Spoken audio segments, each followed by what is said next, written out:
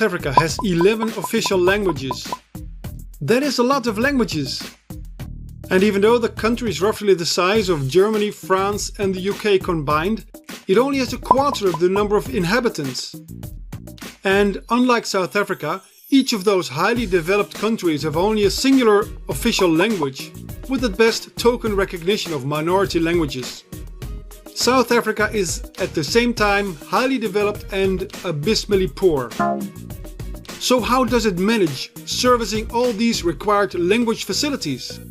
Well, truth be told, meh.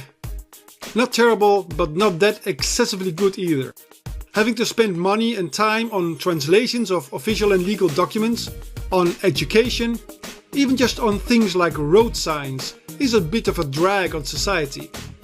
But how did South Africa end up in this situation, and how could they have made life easier for themselves at an earlier stage, according to South Africans themselves? Let's find out.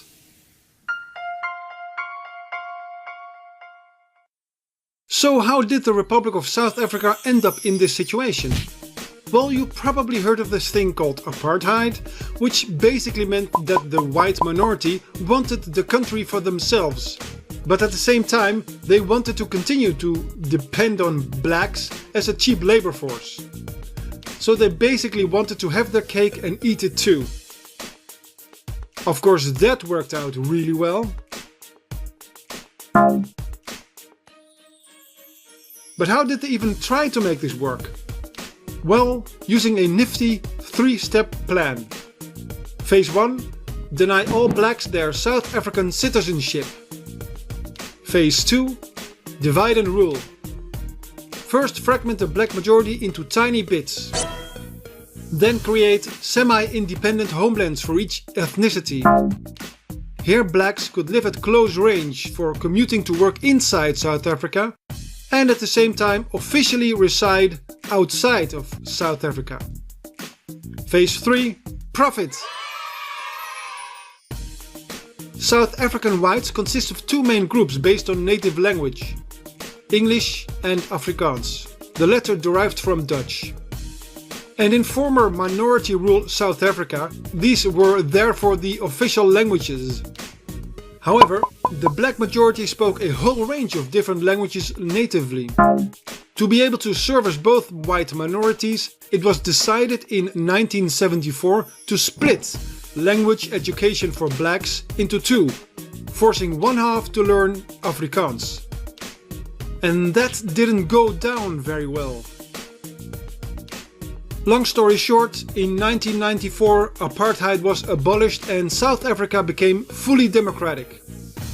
To honor the different language communities having been oppressed for so long, official status was granted to almost all of them.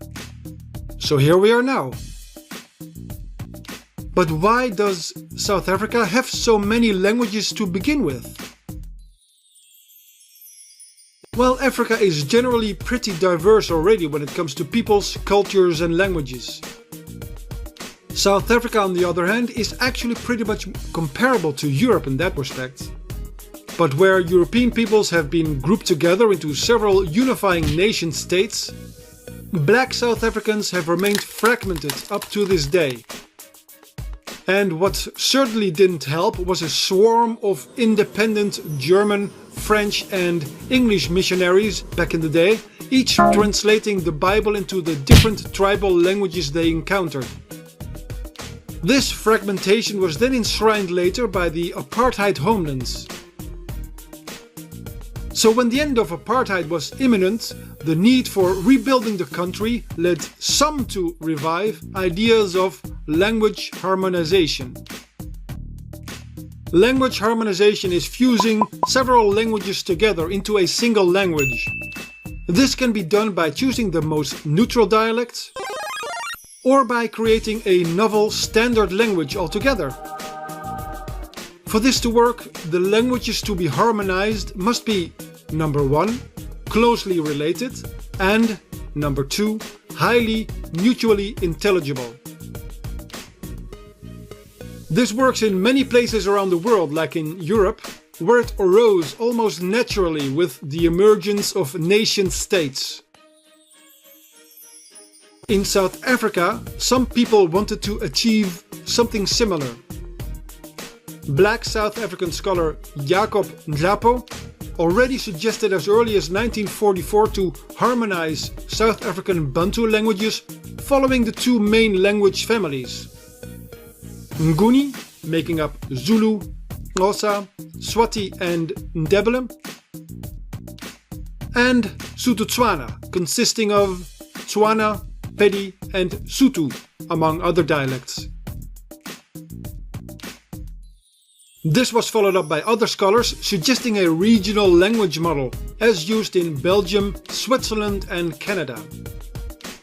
South Africa would then end up with just 4 official languages, each with their own region. Large metropolitan areas would service all 4 languages.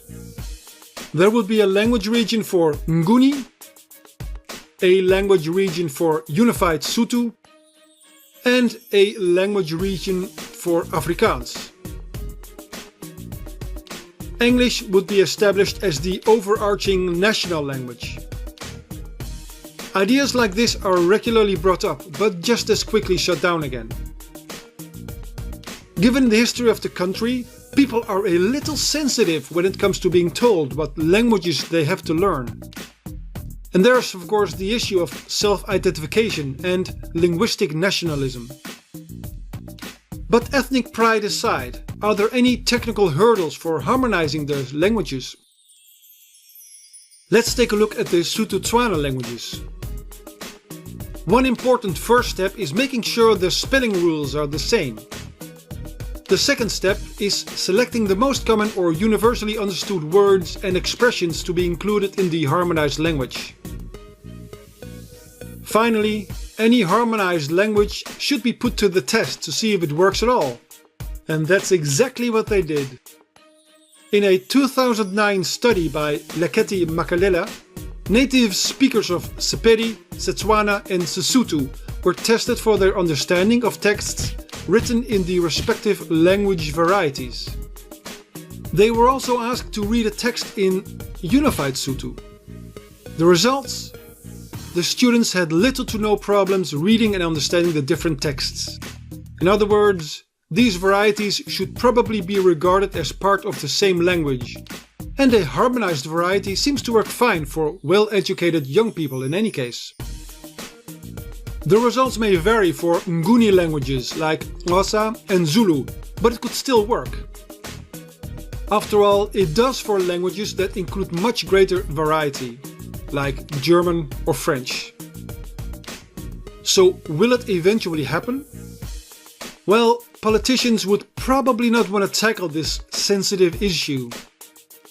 The most likely thing to happen is English eventually being declared the single national language, like they for example did in Namibia already. It seems like many South Africans would actually prefer that. However, this could mean that all the other languages may eventually disappear, and that would be a shame. Had South Africa's past been different and had the country granted human rights for all its inhabitants, like happened in Western countries, it may have been a different story. Check out my video speculating on what could have happened had apartheid never been implemented. For now,